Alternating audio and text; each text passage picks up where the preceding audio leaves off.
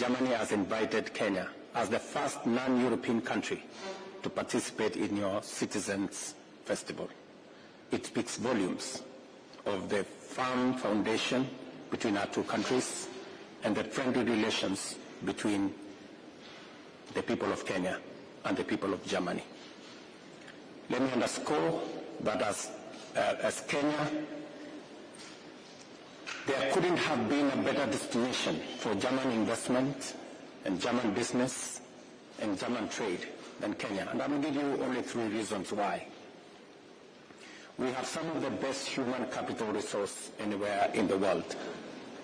And German companies numbering about 120 in Kenya will speak for us. Number 2, we have established a business framework, an investment framework, a trade framework with our special economic zones, export processing zones, to make sure that we create the necessary environment to encourage business, investment, and trade. And also, as you all know, 93% of our grid is renewable energy. If you're looking for a destination to decarbonize some of your industrialization, the destination is Kenya. We intend to make our grid 100% green by 2030. And we will be partnering with Germany as you establish the hydrogen facility and office in Nairobi for us to use German technology, German expertise to unlock our renewable energy resources that would help us produce fertilizer and other green products, including iron and steel. And I want to invite Germany to join the Africa Green Industrialization Initiative that brings together now 11 countries in Africa for us to combine the available resources, opportunities in Europe with the resources available in Africa. So I want to appreciate this moment and look forward to the Citizens Festival later. Thank you very much.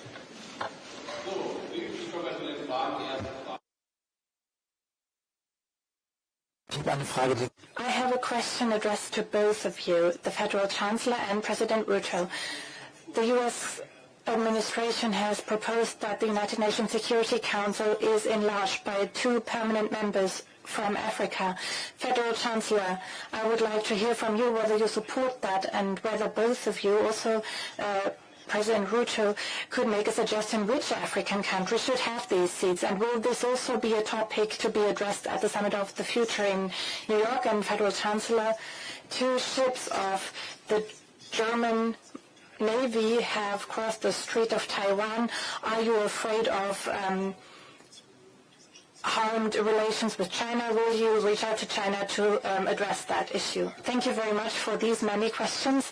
I am happy to say that it is important to us to make sure that the African countries play a more prominent role in the United Nations Security Council, and this corresponds to what we have said and done in the G20 with and also with the Compact of the Future, where we work together with Namibia as co-chairs, and we are working together with the United Nations here as well. And we will also address a stronger representation of Africa. We need a reform of the United Nations Security Council. We also have our own expectations. We are working together closely with many other countries. We have ideas about stronger representation at the United Nations Security Council. Africa plays a role here, of course, and it remains an important topic also with regard to the meeting you addressed and the decisions that lie ahead of us. Otherwise, concerning the passage of ships, there is not much to say. It is an international maritime passage.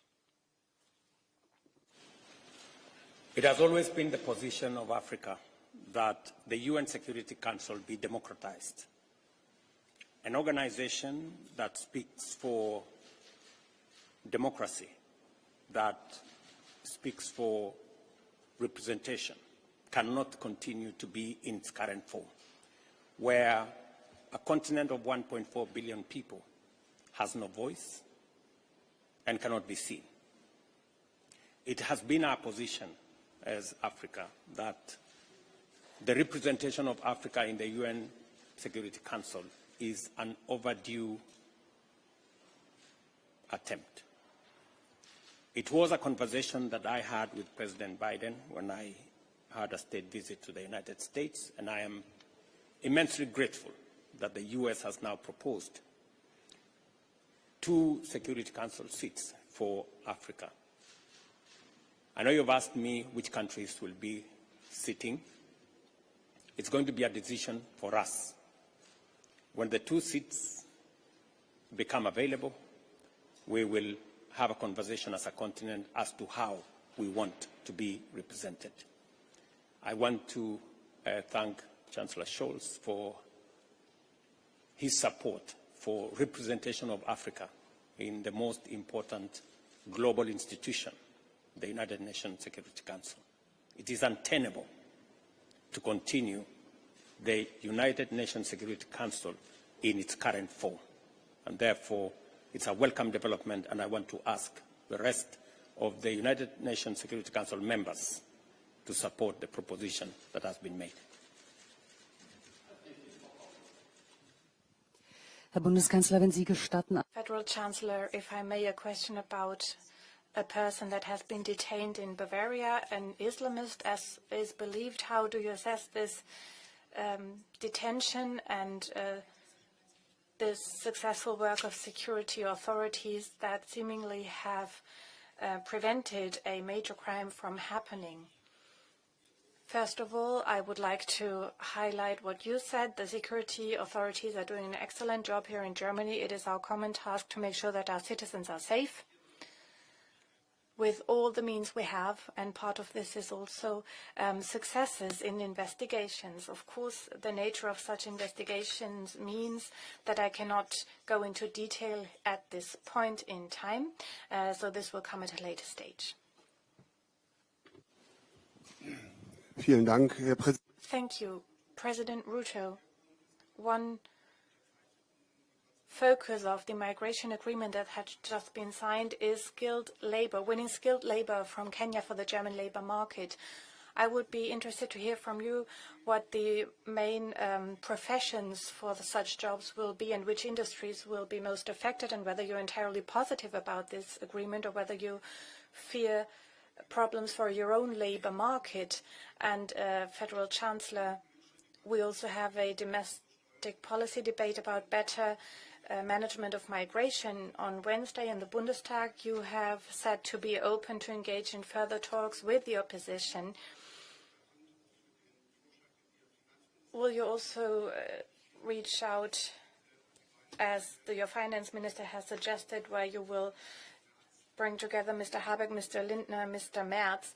And one question about foreign policy that is a very topical one. Tonight, the US President and the British Prime Minister will meet in Washington and discuss whether they will allow the use of long-range weapons on Russian territory. The Russian president has already said this would mean a direct confrontation between NATO and Russia. How do you assess the situation? What is your position? This is exactly what you wanted to avoid in the past. Would you support such a use of weapons, or do you have a critical view about this? Please. Okay. Thank you very much. The agreement we've signed today, we've witnessed the signing today, is a very important agreement. We've negotiated this agreement over the last 1 year. All factors necessary for ensuring that this agreement benefits Kenya as much as it does Germany have been taken into account.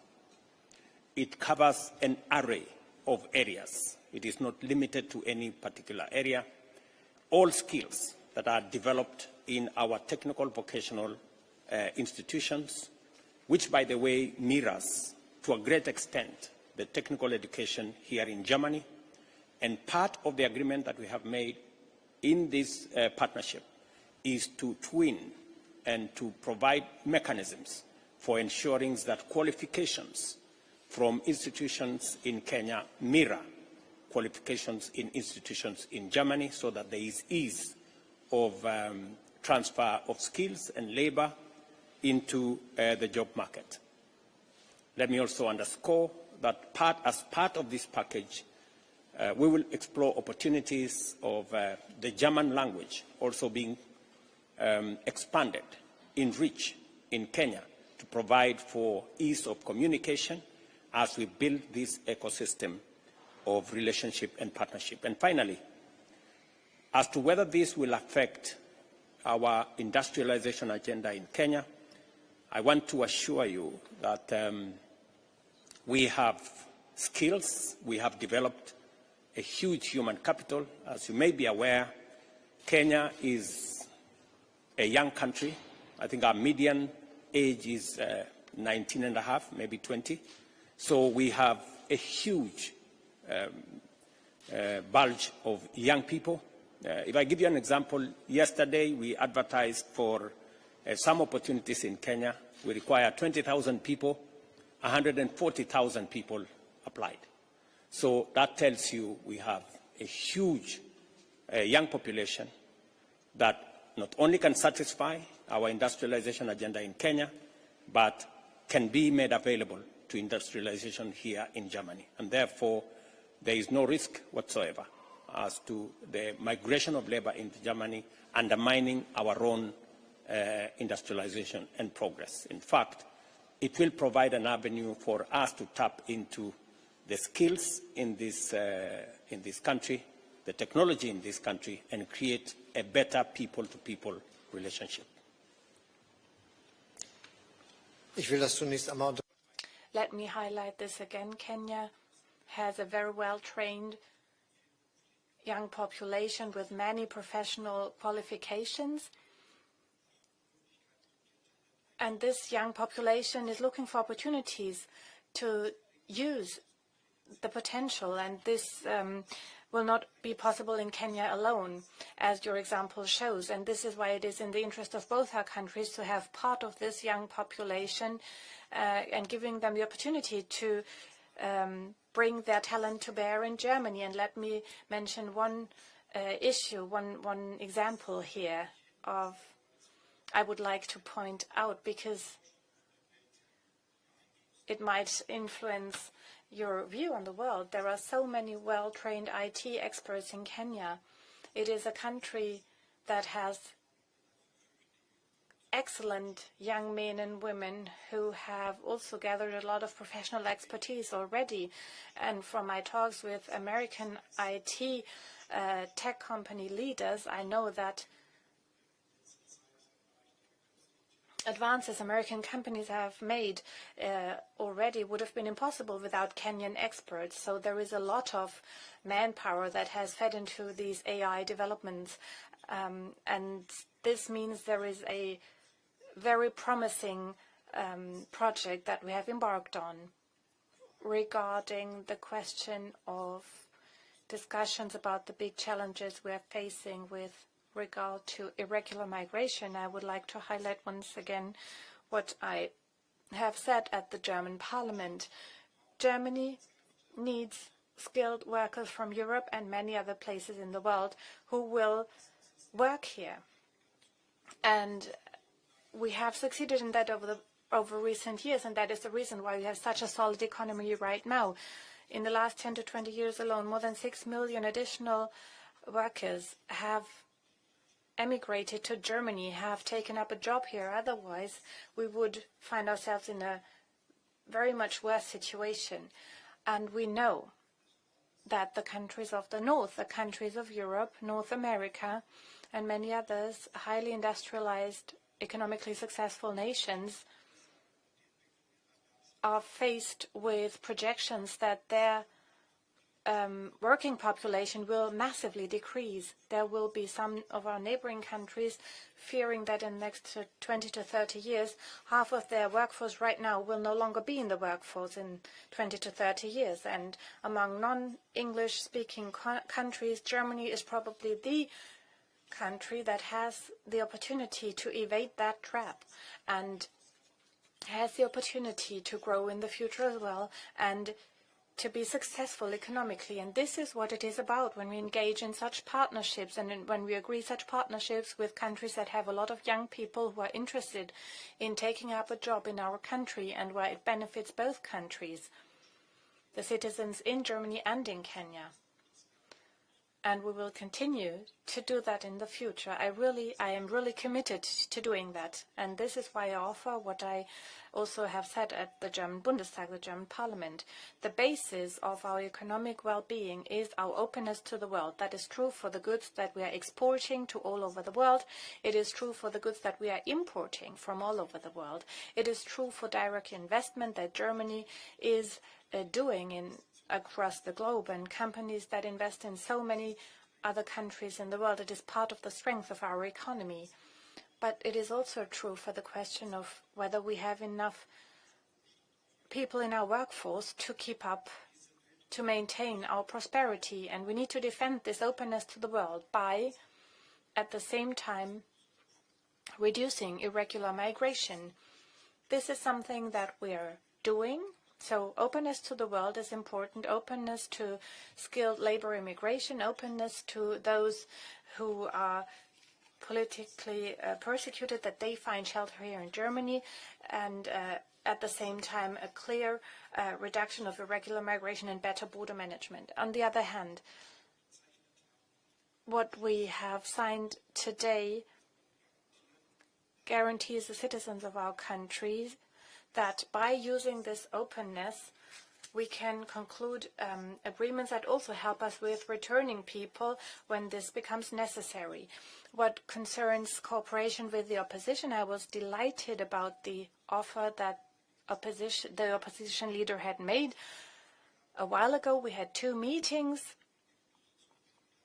The opposition has then left again, but nevertheless, what we have envisaged, the security package, the common European asylum system, these are projects that we pursue, continue to pursue, and all the other things that we have announced when it comes to more effective denials of entries that are, of course, in line with European law. And I said at the Bundestag that the door remains open. And may I add another sentence?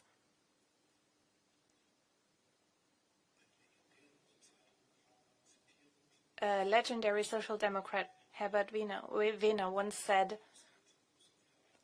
somebody who left also has to come back in again.